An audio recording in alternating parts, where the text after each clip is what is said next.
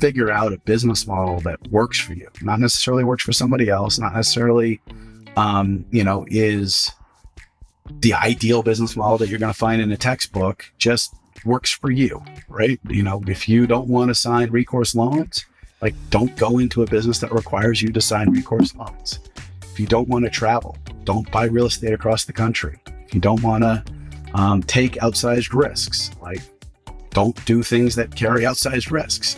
And so that at the end of the day is my approach. And again, I'm not saying it's for everybody. It works for me. It works for my family. It works for my team. And to date, it's worked really well for our investors as well.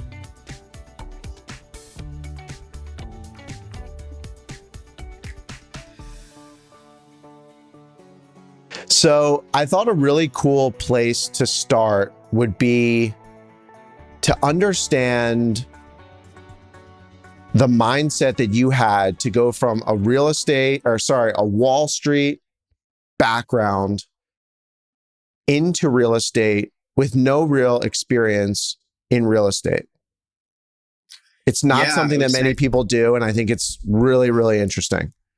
Yeah, no, it's a wonderful question. For those who don't know, I spent the first, call it 40 years of my life on finance in one way or another. I have an undergraduate degree in finance, a graduate degree in finance. I CFA charter holder, worked in public equities for 15 years.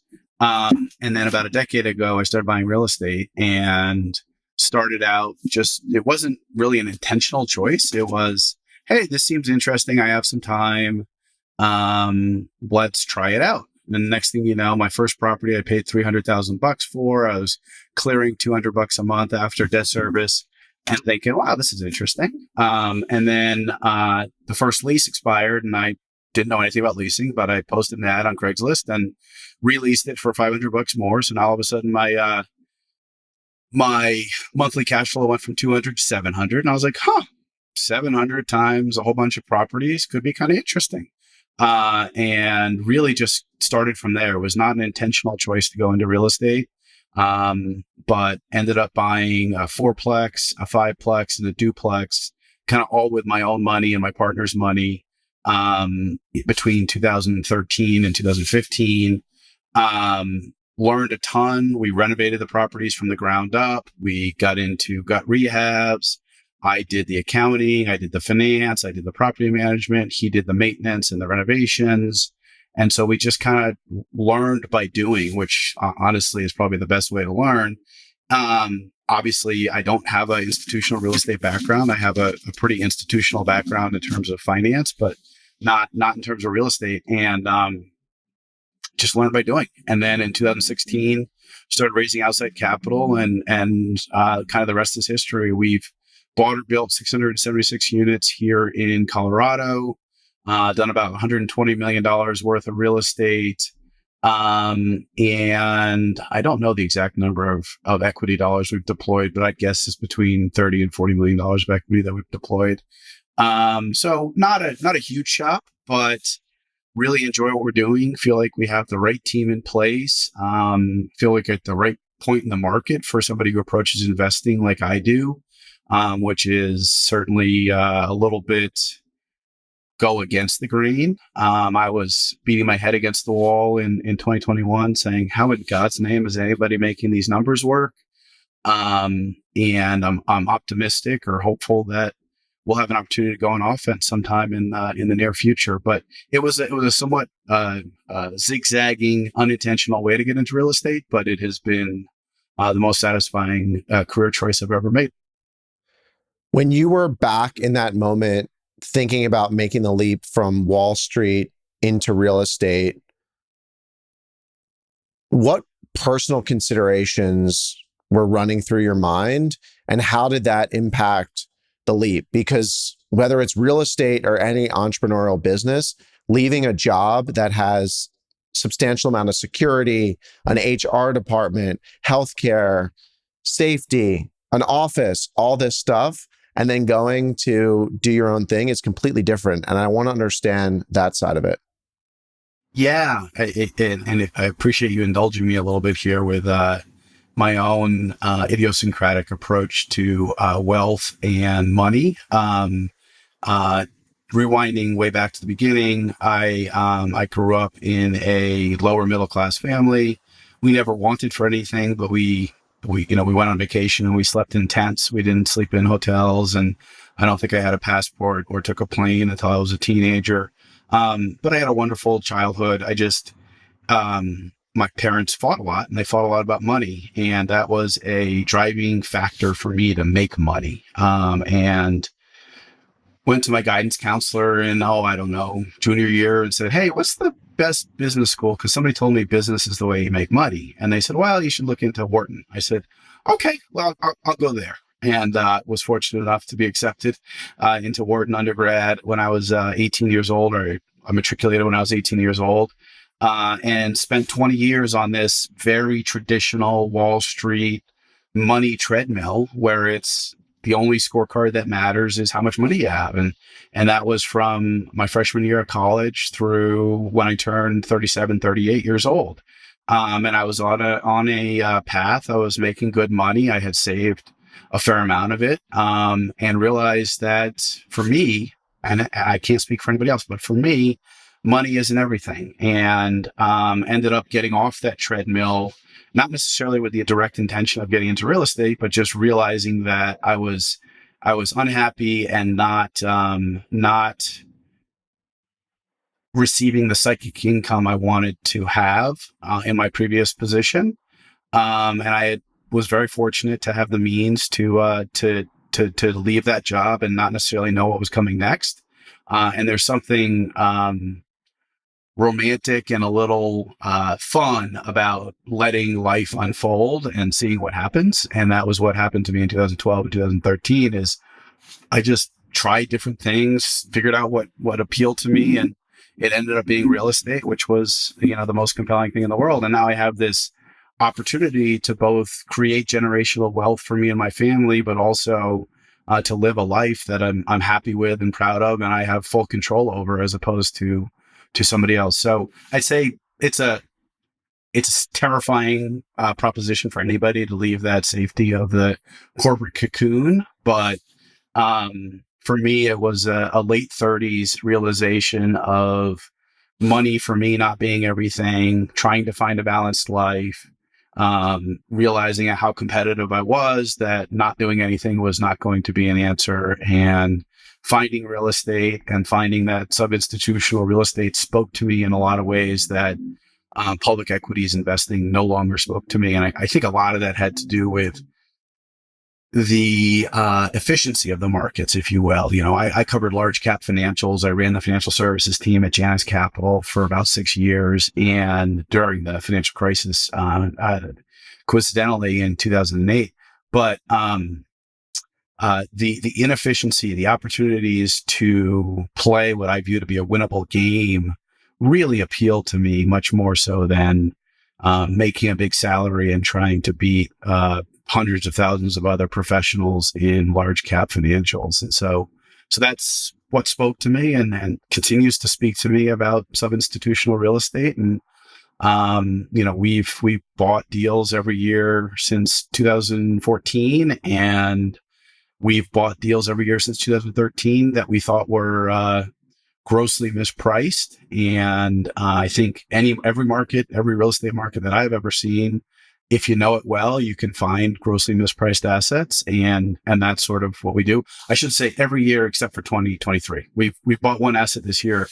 I thought it was a good deal. It was not grossly mispriced, but every year from 2014 to 2022, we bought a deal where I knew going in that it was going to be a home run. How much of an impact did your childhood have on you wanting to create generational wealth for your family and then using real estate as a means to do that? Because I think real estate creates wealth in different ways than a salary or a W-2, which was your original path.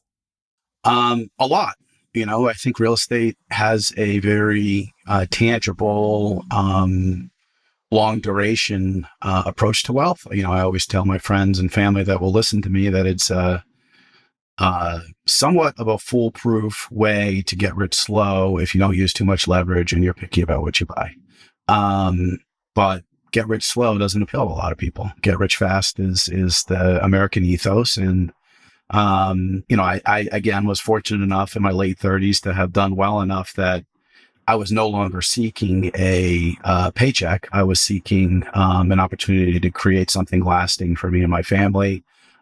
Since that day, I've married my wife and had a child, and so legacy certainly starts to play a role in how I think about things. And my goal is to live for another 40 or 50 years and to leave him leave him an empire that has stepped up in basis and hopefully it's something that appeals to him. He's 6, so I don't know that he has any clue what real estate is at this point, but he did put on his going back to school little chalkboard that all the kids have, that he wanted to be a builder when he grew up, just like that. I love it. So That's cool. Yeah, that was pretty cool. So how in your investment strategy are you balancing the transactional nature of raising capital with also creating generational wealth in assets? Are you able to do both at the same time? I think so. And there's a saying on, I never worked at Goldman Sachs. I had one job offer, but I never worked there. But they have a saying about greed is good, but long-term greed is way better than short-term greed. And that's kind of my approach. Is like, I'm not trying to maximize today's income. Like, between my wife and I, we're doing just fine. We can live the lifestyle that we want to live.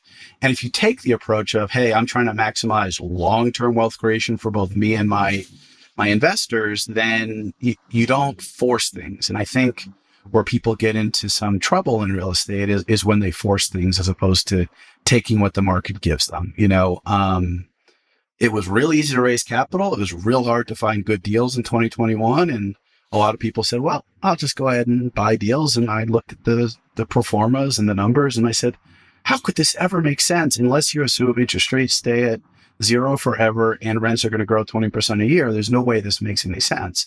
But if you're thinking about short-term greed, it made a lot of sense. Hey, I'm going to pocket another couple $1 million of act fees, and I have non-recourse debt. I have non-recourse equity. If things go sideways, oops, we'll start all over again.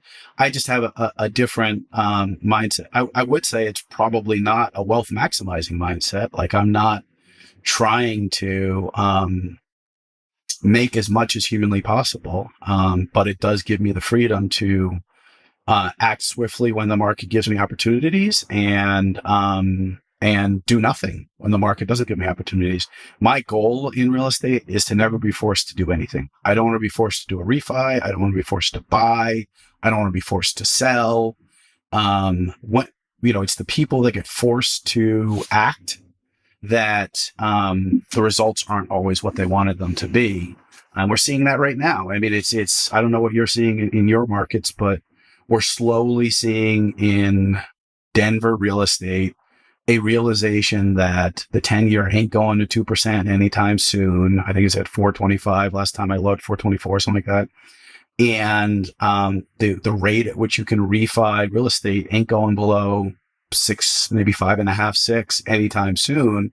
And so then your options start become limited, right? If you have floating rate debt that's coming due, or you have floating rate debt that's about to float, or a rate cap that's expiring, like, you don't have a lot of options, and you're not forced to either make an unpleasant call to your investors and say, guys, I need $2 million to buy a new rate cap, which is probably not a very pleasant conversation, or you sell at whatever the market's willing to bear. And so our business model is to try to never be forced to do anything, whether it's buy, sell, refi, what have you. And knock on wood, to date, we've never been forced to do anything, and we've been able to be proactive, and hopefully that will continue. What are some of the key principles that you rely on to create this, like, not being forced to sell environment? Is there anything that you have to go into a deal with, that you set up a deal, or just your general outlook that protects you against being a forced seller? I mean, it goes back to the not wealth maximizing strategy. Let's just say there's 300 potential deals that sell in a year in my market. And somebody who was more risk seeking or less safety oriented, margin of safety oriented, might find 30 of those compelling. So 10% of the deals on offer. And I might find 5 of them compelling. And it's just that my hurdle rates are higher. So we talked a little bit about this. It's, not rocket science. I've talked about it on Twitter, and a lot of other people think the same way. But my primary underwriting metric is to have the stabilized yield on cost exceed the current debt constant. So right now, I just got a quote from Freddie. It was 6.25. The debt constant is around 740 on a 30-year AM. So I need to be able to have a stabilized yield in excess of 740. Somebody else might say, I need positive leverage. So anything that stabilizes to north of 6.25 is acceptable to them. Just the fact that I have that higher margin of safety that I'm looking for, tends to lead to situations where we're not forced to do anything. We are looking at a refi right now where, despite our interest rate going up 250 basis points, we can take out cash because we've done so well on the deal and the leverage was so prudent. Most situations where interest rates are going from 4.25 to 675, you're probably putting cash in as opposed to taking out cash. And so it really just comes down to trying to do great deals. I've used this analogy before, but it's a Buffett / Ted Williams analogy about waiting for the fat pitch, which is Ted Williams, arguably the greatest hitter in American baseball, last guy to bat 400, split the strike zone into 77 different baseball sized areas. And he figured out, middle of the plate, I can hit 400, and out and away, low and away, I'm going to hit 230. And so I'm not going to swing at the low and away pitches where I'm going to swing, hit 230. If the pitcher's good enough to throw 3 in a row in the strike zone, low and away, they might be able to get him out. Buffett likes to say, well, there's no called strikes in investing. And I tend to agree with that. So I can watch 100 strikes in the 230 zone go over the plate, waiting for those 400 strikes to come down the middle of the plate. And that's just our business model, is waiting for fat pitches. Feel very gracious for the team that we have that allows me to wait for the fat pitches, in the sense that we don't have a lot of overhead that forces us to do deals. We have a team of 4. Everyone has a role, and everyone gets to participate in the upside of the deals we do. And so, it's really just about being picky on the deals we do. And I used to have a saying and realize in retrospect how naive it was, but there's no such thing as bad buildings, just bad prices. And I would buy anything as long as it was buying 70-cent dollars, right? Buying $1 price for 70 cents, I'm in. It doesn't matter where it is, doesn't matter what issues it has. And I think I've matured away from that into more of looking for assets that have a chance to stand for the long term. And you're not going to want to own a C-class asset forever. You're going to bash your head through a wall eventually with the challenges of doing that. And so we've migrated away. We bought 448 apartments in a C-class neighborhood. We cut our teeth there. We learned a tremendous amount. I truly believe if you can buy, renovate, and operate real estate in the worst market, in your worst submarket in your city, you're probably going to be able to do it pretty well in any other market. And so lots of wonderful lessons learned, but not an area that we're pursuing at the moment. And I tend to think of those as great sort of trading sardines, right? You can buy an asset for 70 cents, improve it, and sell it for the $1, and you've made whatever 30 over 70 is, 45% or something. And that's great, but you haven't created long-term wealth. You're in the turnover business as opposed to the storage business. And I'd rather be in the long-term wealth business. And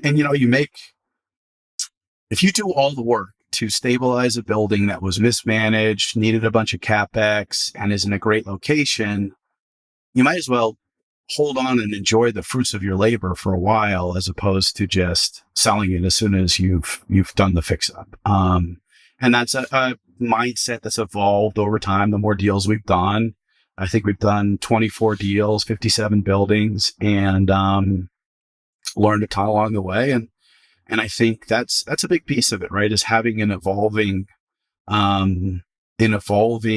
approach to investing. Like 30-year-old Gabe probably would have been so arrogant to think I know better than the market. And 49-year-old Gabe says, I really don't know a whole ton. And so I'm willing to learn. And that's my approach right now is constantly evolving, building a margin of safety, waiting for fat pitches, capitalizing prudently, and delivering for our investors. I want to talk about what a fat pitch looks like today and what in that fat pitch scenario changes based on whatever's going on in the world or the macro economy. So like, I guess your unlevered yield on cost metric is going to adjust slightly. What else will adjust? And then what doesn't adjust? What is just fixed?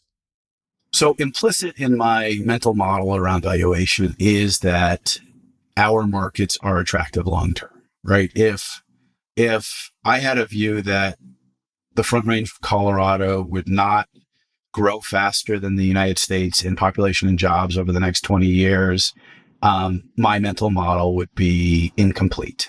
So there's sort of this implicit assumption that people will continue to want to live here. The population of Denver, which is currently 3 million, will be 4.5 to 5 million by 2050. Like that's implicit in my assumption. So what does a fat pitch look like? A fat pitch can take many characteristics. The fattest of fat pitches have all the characteristics, but one is mismanaged, right? And that's kind of the easiest value add because day one, we're going to install professional management, whether it was professionally managed before we bought it or it was poorly managed. But if it's poorly managed, then all of a sudden we've created a bunch of value by collecting rent, by providing maintenance services for the tenants, by properly pricing the units. Like simple, I've seen some crazy stuff when I'm buying from some of these folks. So that would be one characteristic of a fat pitch would be, hey, it's currently poorly managed. When we buy it, we're going to have some uplift in profitability just by implementing professional management. Second would be value accretive CapEx. So when I say value accretive, I mean return on your CapEx dollar that exceeds your going in yield. So if we're buying a deal with an in-place 4.5 cap and we pay $150 a door for it and we put in $150,000 a door, and we put in $50,000 a door, and as a function of that $50,000 renovations, we can get a $500 a month rent bump. Well, that $50,000, 500 times 12 is 6,000. So I made 12% return unlevered on my incremental renovation dollars. And that's where you start dragging up your unlevered yield. You bought it at a 5, and now you're dragging up because your incremental dollars are earning a 12. And so, second element of a fat pitch deal would be the opportunity for value accretive CapEx dollars. Another recent realization that we had was over-closeted apartments are compelling. And you might say, why in God's name are over-closeted compartments compelling? Because probably the single most easiest differentiable factor in Class B apartments in Denver is in-unit washers and dryers. And if you have an in-unit washer dryer, you can generally charge $100 to $125 more than a comparable unit without an in-unit washer dryer. People do not want to take their laundry hamper, walk down the hall, walk downstairs, take an outlet, whatever it is, to the laundry room, sit around, maybe get some stuff stolen. They just want to have it in their unit. So a recent deal we bought it was 1 bedroom, 675 square feet units, and they had plenty of closets in the bedroom, and then they also had 2 hall closets. One of those hall closets shared a water wall with the bathroom and was directly vented to the outside. So now all of a sudden we can install a stackable washer dryer in a closet that already has a water wall right next to it. So the plumbing's very easy, and you can vent directly out of the back of the building. So that's a huge, like, incremental, like, what does that cost us all in? Probably $1,000 for the unit, probably $1,000 for the labor. So we're $2,000, we're getting 125 bucks more in rent just for having in-unit washer dryer. And then I say the third piece of the fat pitch is an inefficient or poorly managed sales process, right? Like $100 million apartment buildings don't get sold poorly. They don't just like, oh, I inherited this and my brother managed it. Now he died, so I got to sell it. I don't know what it's worth, so I'm going to hire, Joe from Remax to sell it. No offense to Joe, but $100 million pieces of real estate get sold by hiring JLL or CBRE, and they have a huge Rolodex, and they're going to run a very professional process, and they're going to squeeze out every dime that's available. A lot of the sub-institutional real estate that we look at is not an efficient process. Is just, we get a lot of calls on off-market stuff. We get a lot of calls on, oh, somebody's equity just bailed. Can you close in a month? Well, if it's a good enough deal, of course I can close in a month. And so I'd say those are kind of the three characteristics beyond the unlevered yield on cost and beyond the assumption that Denver is going to be a growing economy in the long haul. It would be poorly managed, opportunity for creative CapEx, and inefficient sales process. I want to talk a little bit about what sub-institutional real estate actually is, because not many people, I think, truly know what it is. And then maybe you can discuss some of the market inefficiencies that you see around that asset class. Obviously, there's no hard and fast definition of what sub-institutional is, but in my mind, in my market, our core properties that we're going after are $2 to $20 million apartment buildings. And I want to avoid two groups of buyers. On the low side, I want to avoid mom and pop buyers who tend to have basically a 0% cash on cash hurdle rate. At the end of the day, they may not believe that but at the end of the day, as long as they're not putting money in every month, they're okay. They're just trying to make money on the appreciation. Well, I have a much higher hurdle rate than that, so I'm not going to be able to pay as much as a mom and pop to buy a 4-plex or a 6-plex or an 8-plex. $2 million in our market tends to weed out some of the mom and pops. On the other end, like, my partner's a contractor. He knows how to rehab stuff. We have crews that work for us to renovate units. There's not a lot of people buying $10 million apartments that have really highly qualified construction management in-house.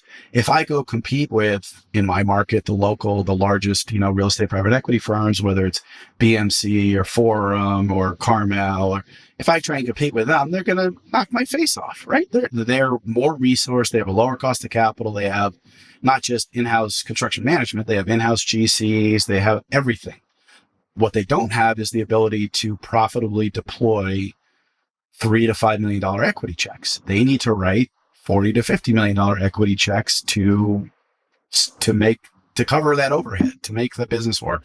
And so on the higher end, I try and avoid those big boys because, as I said, it's not necessarily a winnable game. And so I found what I think is a winnable game, and to date has been a winnable game, of this bigger than the mom and pop, smaller than the institutional players model.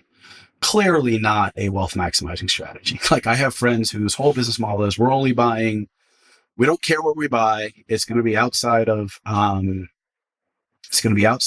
Denver. It can be wherever it is. And we're only going to buy 150 unit plus class B and C buildings. And there are a lot of investors in that ballgame. And they could be living in LA, they could be living in Denver, they could be living in Boston, they could be living in Miami. And the AC fees and the potential promote, and all of that is way more compelling on a 150 unit building than it is on a 30 unit building. And I am fully aware that I am not maximizing my own personal wealth by pursuing that, but I am maximizing my own personal life by not taking that approach. I think there's some risk to going into markets that you don't know super well. I think there's some risk to getting taken advantage of by construction manager on the other side of the country where you're not on the job site every day. I think there's some risks to having 14 different property managers because you're in 14 different markets. There's some amazingly, stunningly qualified and competent investors who take that approach. So I'm not criticizing it. It just doesn't work for us. And so we've said, all right, we're going to be Fort Collins to Pueblo to Aspen, and kind of that semicircle is our shopping area. There's 3,513 buildings between 10 and 100 units, which is roughly that $2 to $20 million space. And if we pick up 2 to 3 of them a year for the next 15 years, we're going to be stoked. And that's what we've chosen to do. I'm not saying it's right or perfect or the path that everybody should follow. It just happens to work for me. And if there's one thing I would get across is like figure out a business model that works for you, not necessarily works for somebody else, not necessarily is the ideal business model that you're going to find in a textbook, just works for you, right? If you don't want to sign recourse loans, like don't go into a business that requires you to sign recourse loans. If you don't want to travel, don't buy real estate across the country. If you don't want to take outsized risks, like don't do things that carry outsized risks. And so that at the end of the day is my approach. And again, I'm not saying it's for everybody. It works for me. It works for my family. It works for my team. And to date, it's worked really well for our investors as well. So on the sub-institutional side, I would find it very hard to believe that your competitors in that space know how many units there are in the state or in your target area between 10 and 100. Like, I don't think that's a stat that others can rattle off, even some of the bigger guys. So talk to me about the rigor you deploy from an intellectual standpoint in that space to find the deals and then also know which deals are coming, know which aren't coming, know which could be coming. How do you do that? So I don't know that I'm perfect at it. I'm sure that I miss deals every year, right? And to the point earlier about no call strikes, I'm kind of okay with that. But there is what I call a return on time. Like, we've been in this market for 9 years. We've paid millions of dollars of commissions on both the buy and sell side. That gets you up the list with the brokers who control the deal flow in sub-institutional real estate. So everybody who sells sub-institutional real estate, apartment building real estate in Denver and outside of Denver knows who I am. And so I send them, we have a PowerPoint with our buy boxes, so to speak. And it's like, what's a value add deal that looks for us? What's a ground up deal that we'd love to own? And oh, by the way, here's an example of one that we did. And oh, by the way, here's an example of one that we did. What's a joint venture that might look well to us? What's a mountain deal? We've ventured up into the mountains very, very profitably. But it's a whole different ballgame. Like, the labor is totally different. The tenants are totally different. It costs twice as much to snake a plumbing line in Leadville, Colorado, as it does in Denver, Colorado. But that, I think at the end of the day, we've tried to do direct to seller, and like, I've called, maybe I don't have the personality or the salesmanship to be a cold caller, but I've tried a couple times, and every time I have, they're like, "Oh, you're the 14th broker to call me." I'm like, "Well, I'm not actually a broker. I'm happy to write the check, but I get it. Like, there's 13 other people that have called you already on this deal." And so I don't think that's a winning strategy for us, is to set up a bank of cold callers, and try and find stuff off market. And so it's really just be a good actor in your market. Don't be scummy, which frankly should be a relatively low hurdle, but I've come across a lot of scummy people in sub-institutional real estate. Do what you say you're going to do. Close when you say you're going to close. Try not to retrade, which ends up meaning I don't get a lot of looks at deals because I write offers at what I can close at, but at the same time I perform, and so that over time compounds into a reputation of somebody who is going to close. Most recent deal we bought was in May of this year. We closed 2 weeks after we went under contract, bought it all cash. And I think that bought me some goodwill in the market. And so it's acknowledging that deal flow in my markets are controlled by brokers, and therefore treat the brokers well and try and get to the top of the list of calls for as many of those brokers as possible. I'd say 3 brokers, I'm in their top 2 calls, and I do a lot of business with them. I'd say the other 20 or so that transact in this space, I'm in their first page of calls. And that's the goal, is to try and be top of mind for the people who control deal flow, and then treat them appropriately and only pursue deals that you can close on. Let's break down that deal from May, because being able to close in 2 weeks requires a significant amount of skill and track record to raise the capital, do the diligence. So can you walk us through that deal and the process? I can, sure. So probably April 15th-ish, I got a call from a broker saying, hey, I know you're always looking for good deals.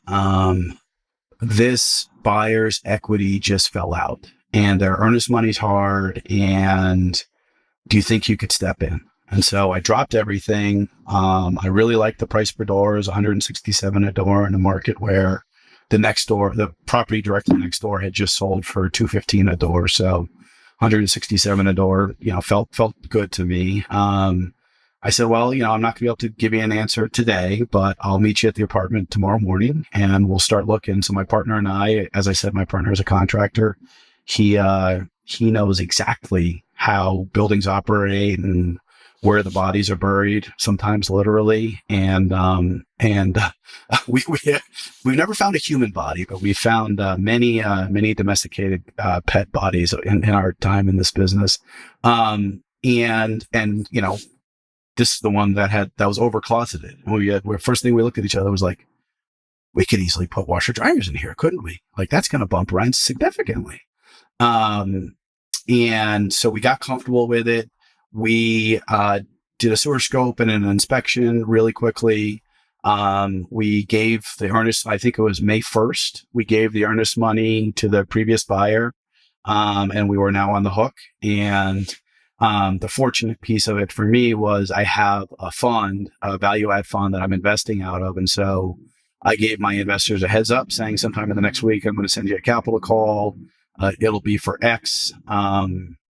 It was kind of a unique situation where the existing buyer, not all of his equity left, but some of his equity left, and he couldn't close. And so he said, I love the deal so much. Will you allow me to be an LP of yours? And I said, or actually, first he asked me if I'd be an LP of his, and I said no. And then he said, will you allow me to be an LP of yours? I said, sure. And so we ended up taking down 80% of the equity. The existing a buyer that the contract was assigned from took down 20% of the equity. We just yesterday leased the second unit that is fully renovated with in-unit washer dryers. We hit pro forma $14.45 in rents to get to a little over a 7 yield on cost, which was appropriate at the time in May. And first 2 units unlevered, right? $15.95. Unlevered, yes. Unlevered. And so we had unlevered, yes. So we had underwritten $14.45, and the first 2 units have rented for $15.95. No concessions. Tenants love it. It's a unique product for the market. The other thing we like, and this is again going back to hey, you learn more the more you do, is buying value add in an area that market rate development has been successful provides somewhat of an umbrella, right? It's like nobody wants to build high-end Class A apartment buildings in crappy parts of town. They want to build them in good parts of town. So they've done the site selection. They've said, hey, this works. And now you know what a highly amenitized 1-bedroom with covered parking rents for around the corner. This property just happened to have a high-end 2018 construction, highly amenitized building with 1-bedrooms renting for $1,900 to $2,000 around the corner. Well, that gives us a pricing umbrella for people who don't want to pay $1,900 but do want in-unit washer dryer and slightly bigger units. Well, turns out they're willing to pay $15.95. And so, again, just kind of iterating and learning as time passes, how to be the best investor possible. So we called the capital. The previous buyer put in 20% of the equity. We put in 80%. We're actually took out a non-recourse line of credit. I called one of my bankers. I said, guys, I don't really want to raise enough equity to pay for all the rehab. There's no debt on the building. Would you mind giving me a line of credit? No prepay, low origination, just gives me some cash to optimize.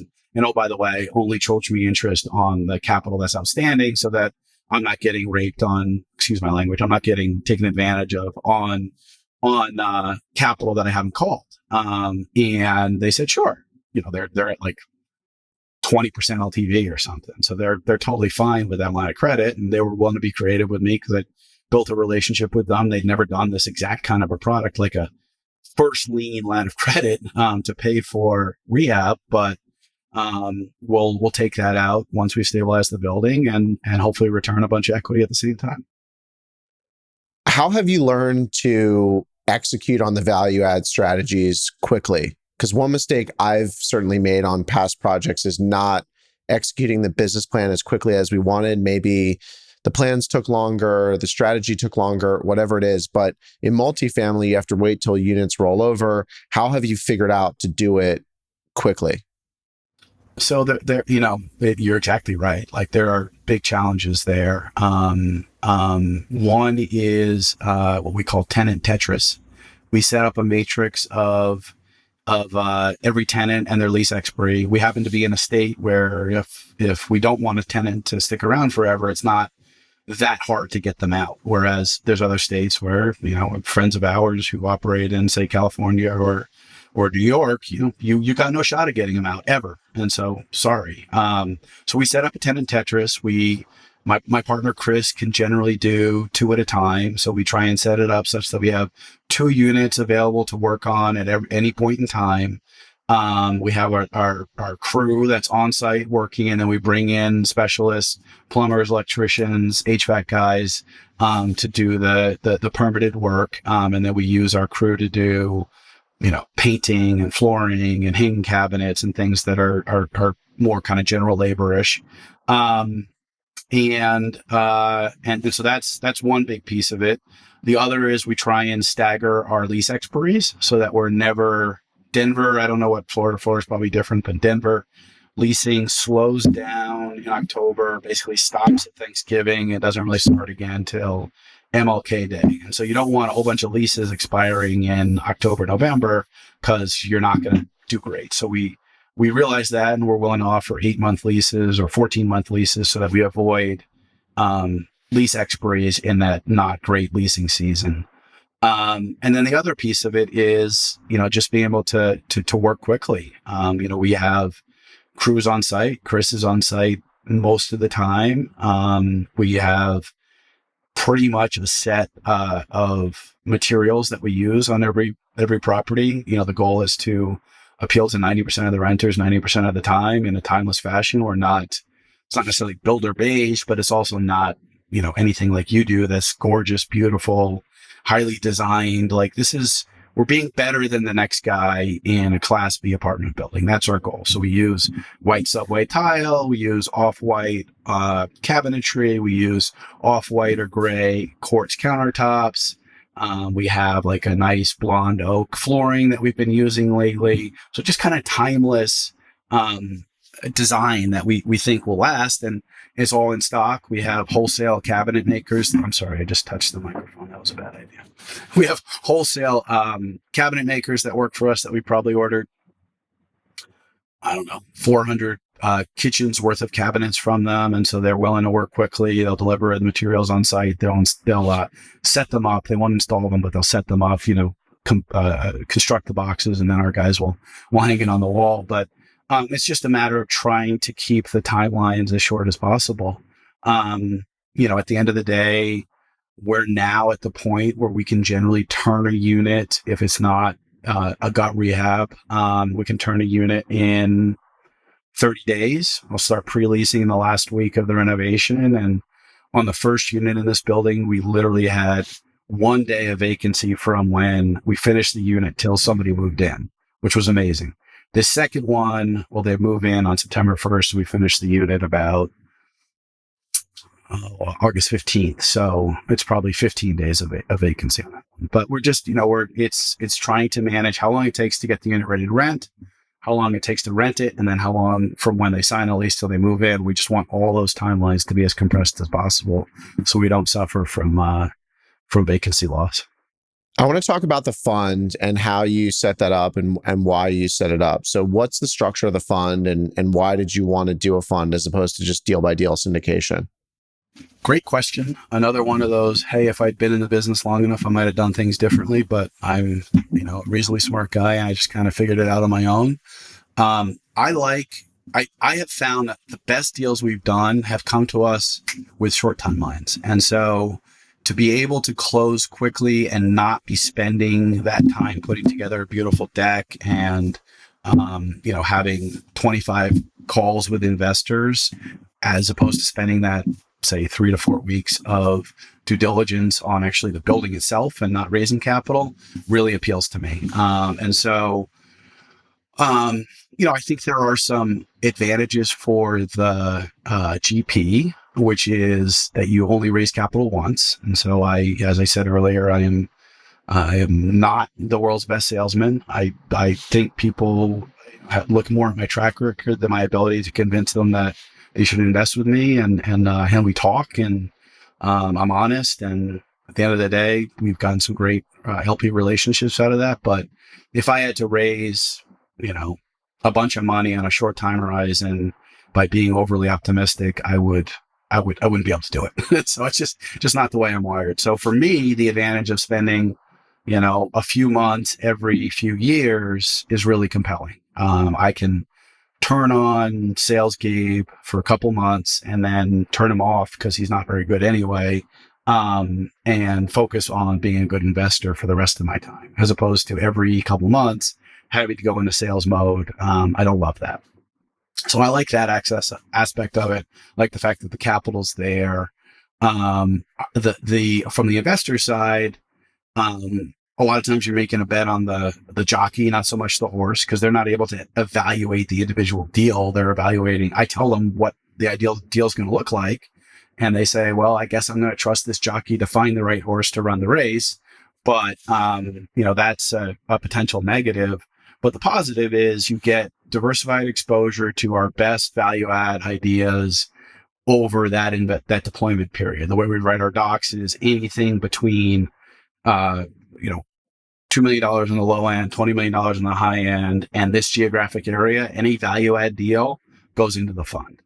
So there's no chance for us to cherry pick out a deal and buy it ourselves or buy it in a vehicle that gives us better economics. No. Everything's structured that way so we don't have a conflict of interest. So you get a diversified exposure to our best ideas, and you get, cross promotes, which is good for the investors, maybe not so great for the GP. Fortunately, we've gotten into the promote on every deal we've ever done to date, and hopefully that will continue. But, the cross promote structure, for those who don't fully grasp it, is that if you buy 3 deals and they're each their own syndicate, 2 of them are home runs, one's a dud, the GP makes a bunch of money on the 2 home runs and everyone loses on the dud. In a fund structure, you buy the same 3 deals. The dud brings down the returns on the 2 home runs such that the promote ends up being lower. So it's better for the LP to have that cross promote structure.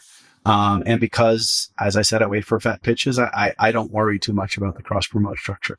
We've done syndications. We'll probably continue to do syndications that don't fit the exact box of what the fund looks out for. But going back to the build a business that works for you, not necessarily is wealth maximizing. This structure works for me. It works for my willingness to be a salesman. It works for my willingness to go after deals that are hairy with short closing timelines, but might have stabilized 10 caps, right? If you got a stabilized 10 cap, but you got to close in 3 weeks, you figure out how to close, right? And that's how we structure things. So I think we'll continue to do that. There's this ongoing debate amongst LPs, GPs, Twitter, everything about the fees that people charge. We try and be at market. I'm never going to get rich off the fees. The only chance I have of getting rich in real estate is by crushing it on the deal and then earning the promote on the back end. And I think that's a very appropriate aligning factor, but I do need to charge fees to pay for this beautiful Class B minus office that I have, and to keep the lights on and pay my people and pay for the software that we use. And so we charge fees, but they're very at market or even on the low end of market. And but that's the way we structure things. What are you going to change for the second fund that you learned or didn't really like in the structure or the design, or maybe how you raised the capital in the first fund? So this we've actually raised two funds. This next one will be our third fund. I'd love to talk to you and other smart people. We're considering a management fee based on committed capital as opposed to based on gross revenue. So a smaller percentage, but of a bigger number. I like the alignment of an asset management fee based on gross revenue, because as gross revenue goes up, revenue goes up.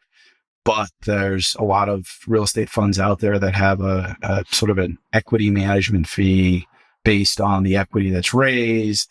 And so we're considering that. I'm going to talk to a lot of smart people before I got to the market and do that. But that's one way that we can have a little more fees to keep the lights on and to pay for the tea that we have.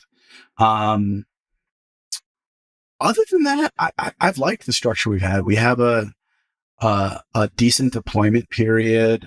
We have a long hold period. We have GP options to extend the hold period. And then we have a structure that, like, I think it's 10 years with 1 5-year option to extend the hold period. And then there's a structure that any LP that wants to stay in the deal, we can kind of buy it from ourselves, and any LP that wants to get out can get out. And so we're not forced to sell things prematurely because of fund docs.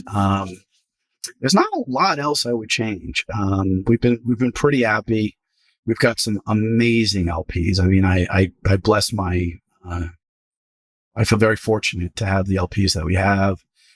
Primarily high net worth. Started as friends of friends, and then grew to friends of friends of friends of friends, and then grew into a couple family offices, and so people that we've met through Twitter, and there are definitely some people out there who beat up on people who raise capital through Twitter, and I get it. Like, there are some scummy actors out there, but what I say is, it doesn't matter how you meet your LPs; it's how you treat your LPs, and so we like to treat our LPs fairly and appropriately. And I think if you talk to our biggest LPs, they probably say that we do that. And the fact that we happen to meet them online it's just how we met them.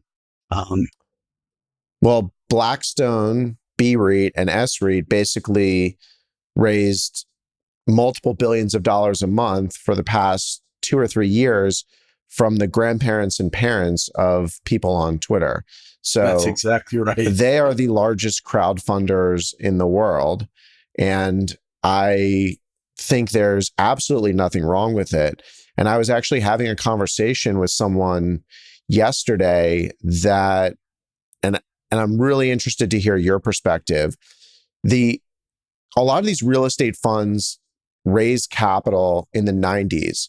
And before that, there were no real estate funds.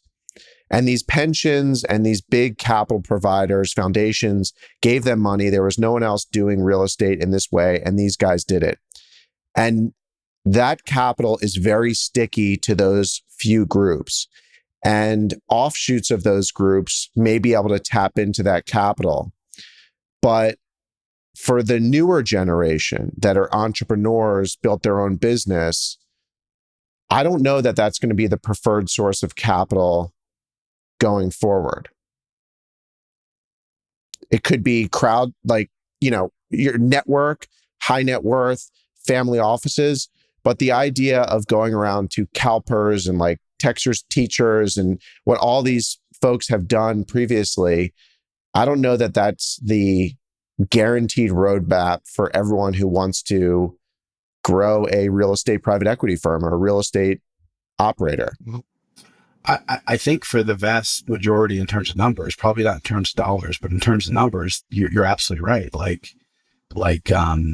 access to private real estate deals is hard to find, and access to private real estate deals managed by competent, honest, trustworthy sponsors are even harder to find. And so, to the extent that folks can find that, I personally believe that the risk-adjusted returns in sub-institutional real estate are going to be more compelling than what a REIT can get. But that's a personal bias. I'm sure there's lots of people watching or listening that would disagree with that. And of course, the tax benefits. We distribute depreciation pro rata to everybody who's put $1 in the fund. The tax benefits can be significant that you don't get in public equity investing. And because we're so selective, we're very prudent on leverage. We don't necessarily have 35% LTV like some of the REITs do, but we are not putting on 80% LTV either. And so we're pretty conservative on the debt side. We view debt as beta, not alpha. It's just going to amplify your returns one way or the other. And so I tend to agree with you, but how do you connect those well-meaning, wealthy LPs with the trustworthy, competent operators that are small and need $150,000 checks to create their capital stack? It's not easy, right? Like, it's very easy for the Blackstone biz dev guy to call up CalPERS and set up a meeting and get a $200 million commitment or whatever it is.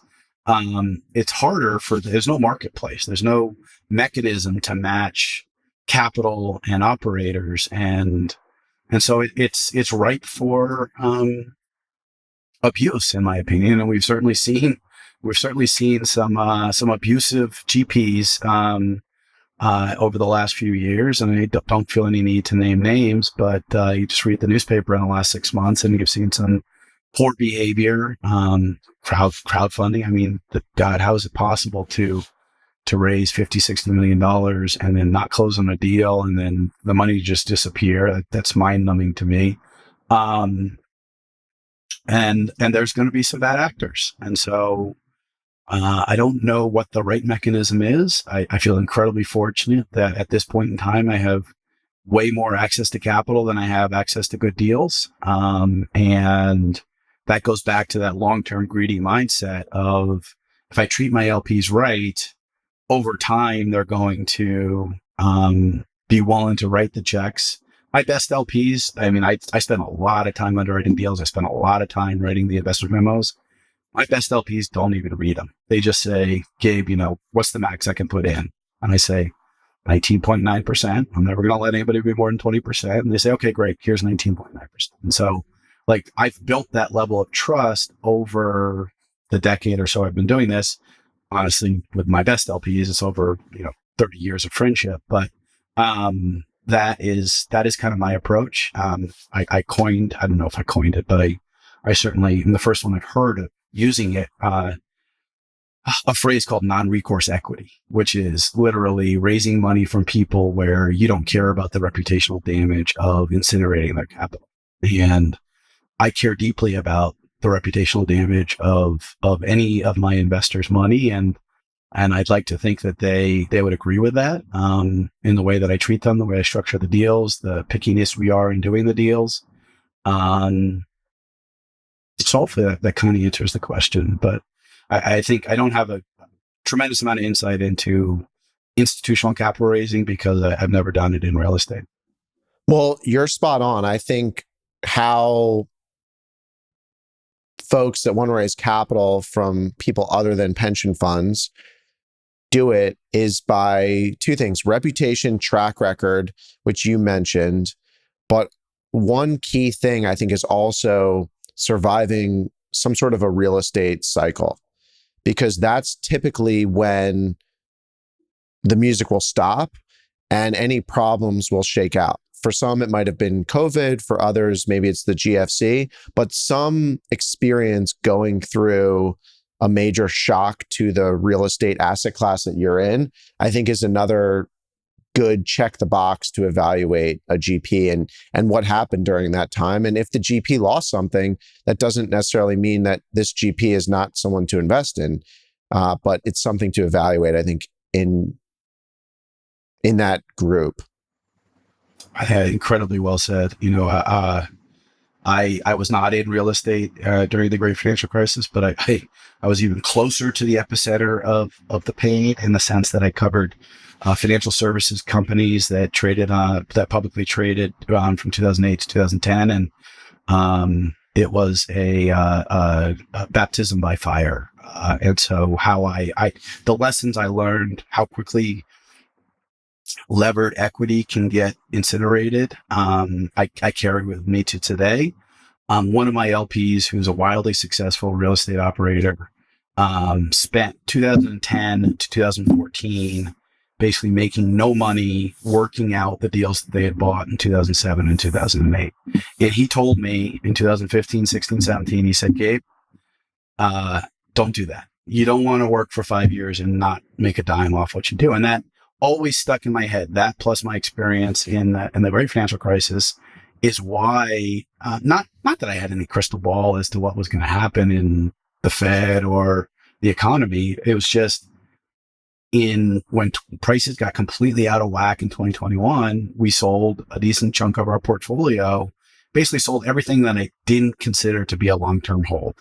And that set us up to be in an offensive mindset at a time when being in an offensive mindset has the potential to be profitable. I don't know what's going to happen, but I think there's going to be some opportunities coming down the pike. And I don't want to spend that time playing defense on properties that are underperforming. So we have 11 properties right now. 10 of them are exceeding our expectations. The 11th, I think, will end up doing really well. And so it's like we have the opportunity to go on offense at a time when going on offense can be profitable. Having the opportunity to go on offense in 2021, it might have felt profitable at the time, but you might regret it now. And so that's kind of our business model. My goal, my like long-term track record goal, is to have a through the cycle average returns well in excess of average, and never lose anybody any money. And that's my goal. Like, I'm probably not going to be the guy who buys 5,000 units and renovates 2,000 a month in the Sun Belt. That's just never going to be the way we're structured. But if I can generate above average returns through the cycle and never lose anybody any money, I'll be pretty proud of my track. And to date, that's been the case.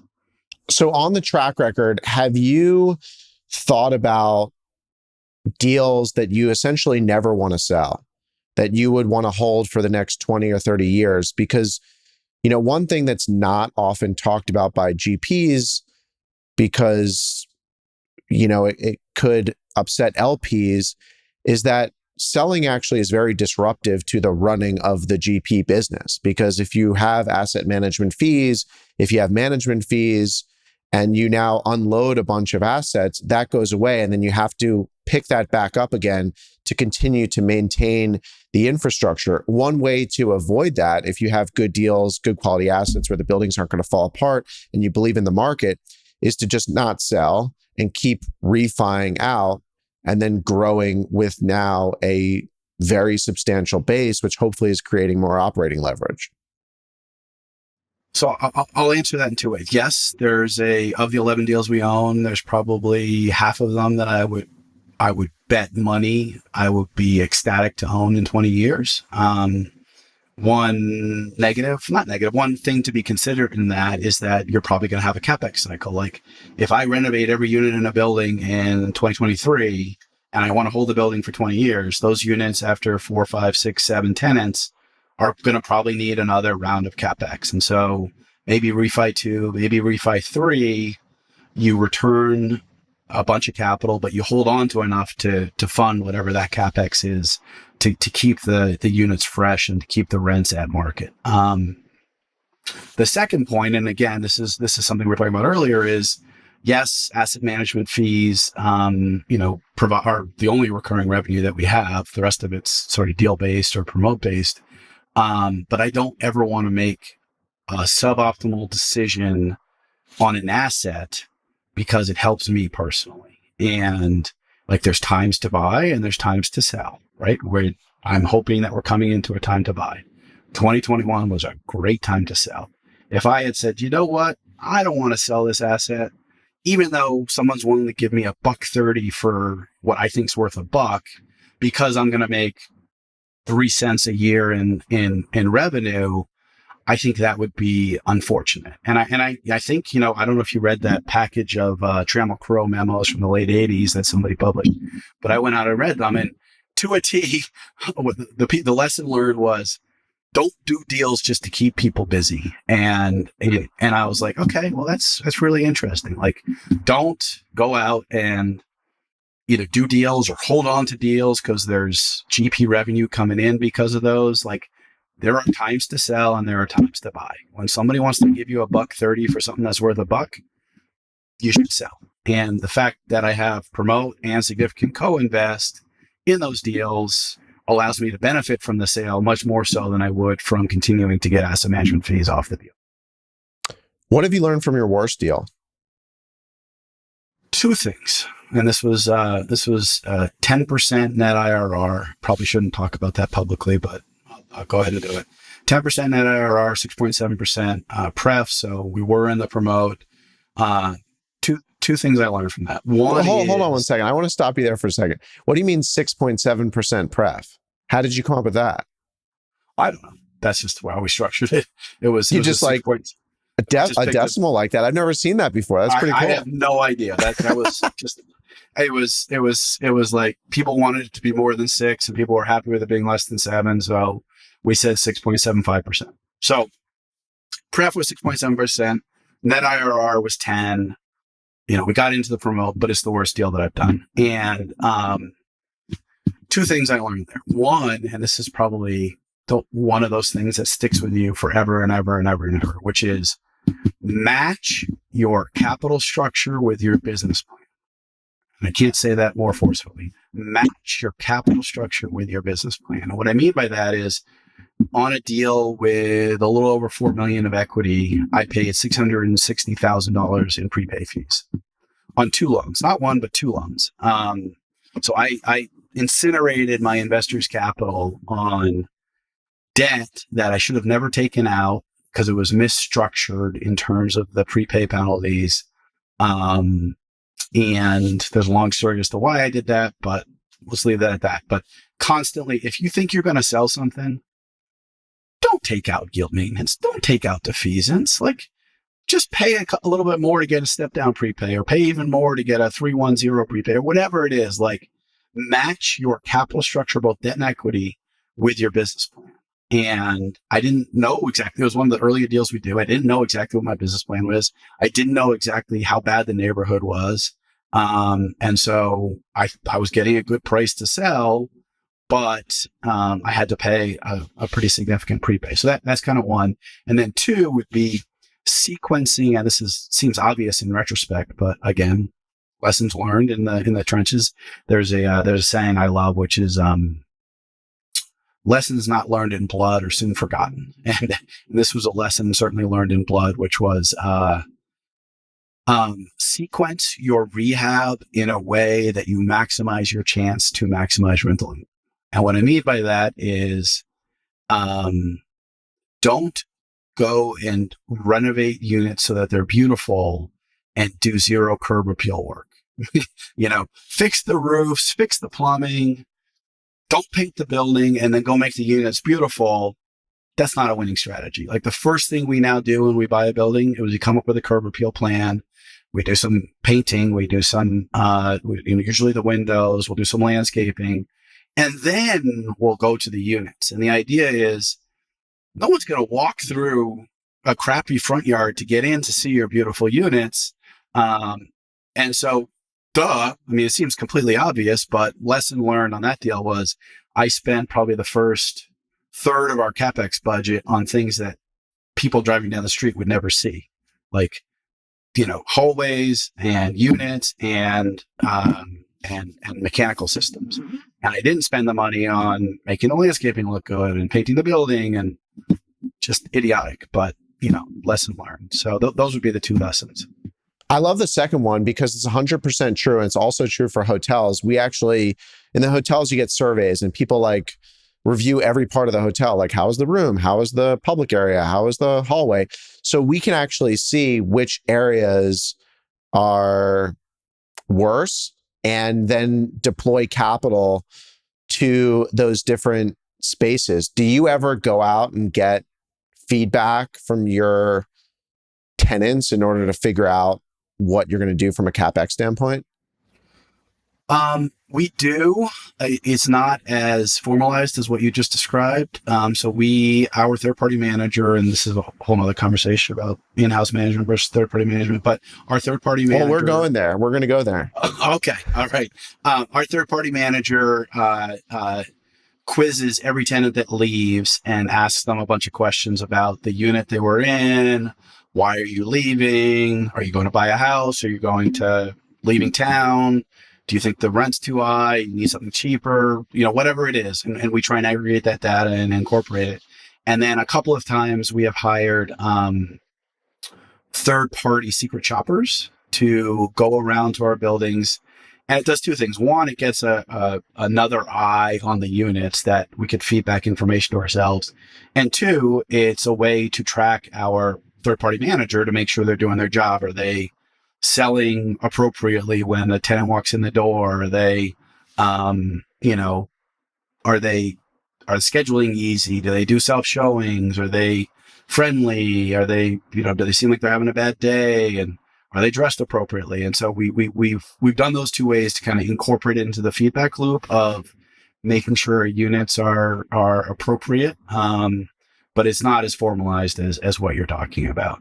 We do hire architects and designers for our new builds. And so I think we're trying to meet the market through that exercise. But on our value add projects, it's more anecdotal than it is formalized.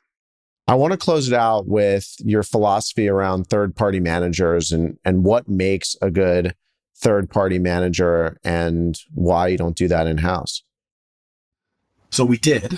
It almost put me in the grave, but we did. We had in-house third-party management, 16 employees, 500 units, 450 of which were Class C. Turnover was probably, the average employee probably lasted 3 or 4 months. So we were constantly hiring.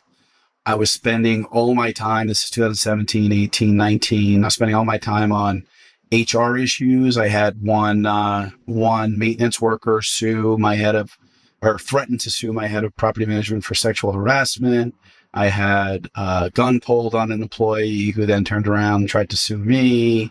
These are the things that go with C-class management, but were not how I wanted to spend my day. At the end of the day, you want to play to your strengths. My strengths are being a good investor and hopefully being able to talk to LPs and investors and make them interested in our deals. But my strength is not running payroll the most efficiently. My strength is not hiring somebody who's going to smile nicely when they're showing units. Like, I'm just not wired to do that. And so ended up closing down, which was, again, not wealth maximizing for me, but closing down our in-house management and hiring a third-party manager. I went out and interviewed four different third-party managers. The two sort of have-to-haves for me are numbers that are impeccable. You have to have accounting that is impeccable. That is, I never have to question it. I have fired two or three different property managers in the past before I started my own property management firm. And the reason was their numbers were squishy. And every time I ask questions, and I come from this financial analysis background, right? So the last thing you want to do as a property manager is put squishy numbers in front of me and then have me call you and ask you a bunch of questions about why your balance sheet doesn't balance and why, the rent roll is different from collected rents and all this stuff. And they did not want to hear those questions. So, job one is impeccable numbers. Job two is I want a seat license on your property management software that I can access 24 hours a day. I can look up work orders. I can look up collections. I can look up leasing prospects. I can see the application that somebody's moving into one of my buildings. And before it gets approved, I can say, you know what? I don't really want to rent to that person because of X, Y, or Z. So those were kind of the two most important. And then the third, those were the have to haves. And then the third was, having a very competent maintenance team and maintenance structure. And the folks that we ended up going with met all three of those characteristics. And the simple fact that we were self property managers for 3 years, 3.5 years, gives us a tremendous ability to be a great asset manager. Like if you don't do property management, you don't know where the pain points are. You don't know where the bodies are buried. You don't know how people cheat the system. You know, it's like, oh, we had 42 showings, but 19 canceled. Really? Are you sure you did? Like, I'm not sure you had that. So let me go into the system and double check you to make sure you're not lying. And oh, nobody's been interested in the unit. Okay, well, let me go on and look how easy it is to book a showing. And oh, you don't have any showings available till next Friday. Like, that's why no one's interested in the unit. And so you can't pull BS on us. And so, you know, that's why we ended up choosing to go the way we did. I'm forever grateful that I did make that choice. I am not, again, play to your strengths. I am not wired to be to own a property management firm. And I am very fortunate to have found a group and a leadership team that is. And so we partner with them on 90% of our buildings. What are your investing in company goals over the next 3 years? That's a tricky question. You know, I was talking to somebody a couple months ago who said their business goal was to deploy $150 million in equity into 2023. And I said, that is the easiest goal in the world to achieve. You can do that. All you have to do is overpay for buildings. It will work. You have no problem achieving that goal. So we never want to have like a deployment goal. And I don't know if you know Elliot, but EB on Twitter has schooled me wisely in the fact that it's hard to be both a asset gatherer and a great investor. And I certainly fall more on the side of trying to be a great investor and not be just gather assets and deploy assets. Again, not wealth maximizing for me. But my business goal is to have a team that can execute and onboard a new deal every other month for 2 years in a row. And so if you think about what goes on when you're onboarding a new value add deal, right? Maybe it's a 20 unit deal that needs to be rehabbed. Well, we need to come up with a budget. We need to start ordering things. We need to make sure we have the team in place that can do the renovations. We need to have all the internal resources. We need to onboard the loan. We need to work with our property manager. We need to open new bank accounts. We need to set up insurance. Like there's all these things that go with onboarding a property. I want us to be as well oiled as possible such that we can onboard a new property every other month for 2 years straight. And that goes back to the point, which is I want to buy 100% of the deals that pencil and 0% of the deals that don't pencil. And if my goal was to deploy $50 million, I can guarantee you I could deploy $50 million. It might not be a profitable deployment, but I could do it. And my goal is to profitably deploy money because life's just easier when you do great deals. I mean, doing hard deals is hard. It's just doing deals, period, is hard. But then doing mediocre deals is really hard because then you, as you to what we were talking about earlier, you end up spending all your time trying to clean up the mess as opposed to making money. And I can't imagine, I can't imagine spending 12 hours a day right now trying to figure out what to do with a rate cap that's expiring. And should I sell into a soft market? Should I do a capital call to buy this rate cap? Should I take some predatory pref? Like, I can't imagine spending my days doing that. That would be soul crushing in a lot of ways. And so, we just try and do great deals, and then we don't worry about that kind of stuff. Do you have to change anything right now with your model or your program in order to be able to onboard a deal a month? deal every other month. And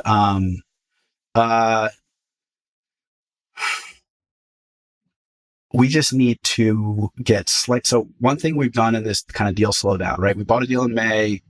We have nothing in escrow right now. The previous deal we bought was in October of last year. We spent a lot of that downtime. I hired an MIT process engineer who was a wonderful woman, who was a friend of mine. She was between jobs, and she came in and sat down with me and my partner, who are like, have an extraordinary amount of information in our head and next to none of it written down. And she started to write down every one of our processes. I think of our business as kind of 5 verticals, right? Acquisitions, renovations, asset management, accounting, and investor relations. And so we set up what are the sub processes for each of those 5 vertical workflows.